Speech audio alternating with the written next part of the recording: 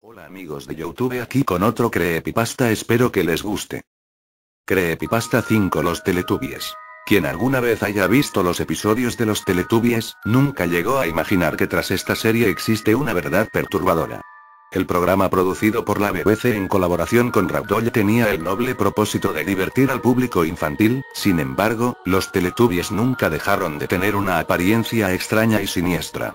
En la trama, seres parecidos a grandes ratas gordas con antenas se comportaban de forma torpe todo el tiempo, en un lugar abundante de colinas verdes. Todas esas ideas extrañas presentadas a lo largo de los 365 episodios de la serie vinieron de la cabeza de un solo hombre, Andrew Davenport, y es justo aquí donde la historia comienza a ponerse interesante. Davenport es el director creativo de Ragdoll y un campeón de audiencia en los programas de su autoría. Ingresó en este ramo tras concluir su carrera en la Universidad de Londres. El éxito y la fama de Andrew siempre fueron destacados por la prensa de su ciudad natal, Folkestone, así como su lado oscuro, un lado oscuro que Davenport se ha encargado de negar vehementemente, quizá porque quiere olvidar. Durante su infancia, Andrew tuvo numerosos problemas en su escuela, por lo que fue obligado a estudiar en un colegio que era un tipo de internado militar en las proximidades de Folkestone que tenía la mala fama de maltratar a sus alumnos. En este periodo, Davenport se sometió compulsivamente al riguroso plan de disciplina del colegio. Entre las actividades de ese plan estaba pasar un fin de semana en una base militar donde actualmente se encuentra la estación Radmenuit en Harrogate. Tras ese viaje, Andrew volvió trastornado. Aquel pequeño siempre inquieto se convirtió en un niño serio, sin expresiones. Siempre cabizbajo por los rincones, el joven nunca tocó el tema abiertamente. Llegó a frecuentar un psiquiatra para librarse del trauma, pero nunca tuvo éxito. Con el tiempo, el trauma de los acontecimientos de aquel viaje se fue atenuando hasta anularse en las profundidades del alma de Andrew. Ahí lo guardó, escondido, hasta el día en que Davenport decidió colocar las ideas en papel. Era el programa de los Teletubbies. Ahora, el Andrew adulto presentaba a los ejecutivos de la BBC el proyecto para ese programa infantil. Todo era muy bueno, muy simple, o por lo menos eso aparentaba. Cierto día, Davenport asistió a una fiesta con todo el equipo del programa. El director se pasó con la bebida y terminó en un estado deplorable. En medio del llanto, Andrew comenzó a confesar a los presentes una historia sobre una supuesta operación Miller. Según sus palabras, durante aquel viaje que había hecho en el colegio militar a los 13 años de edad, Andrew y sus compañeros fueron sometidos a un experimento que formaba parte de una operación llamada por los militares con el nombre Código Miller.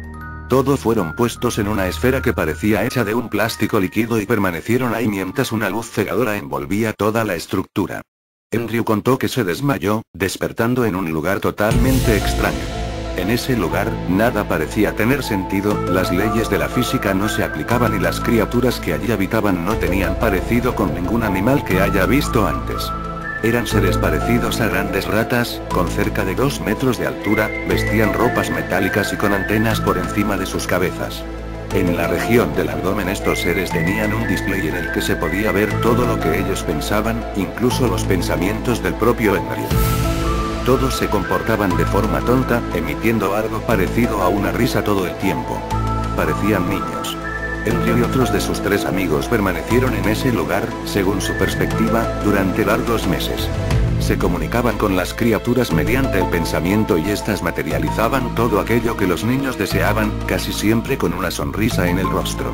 Cierto día, en medio de este ambiente extraño, Andrew y sus amigos encontraron un pilar, una piedra en forma de cilindro, que emitía una luz intensa.